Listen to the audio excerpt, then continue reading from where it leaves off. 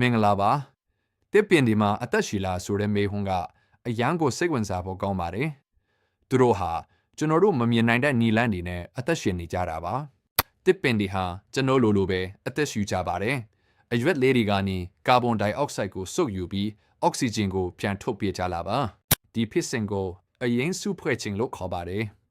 နေအောင်ချီကိုအသုံးပြုပြီးသူတို့ဟာကိုယ်တိုင်အစာချက်လုပ်ပြီးရှင်သန်ကြတာပါအမြင့်ဒီဟာမြေကြီးထဲကနေရေနဲ့အာဟာရတွေကိုစုပ်ယူပါတယ်။ဒါဟာတစ်ပင်တွေရဲ့လှုပ်ရှားမှုနဲ့ရှင်သန်မှုသက်သေပါပဲ။ပိုပြီးထူးခြားတာက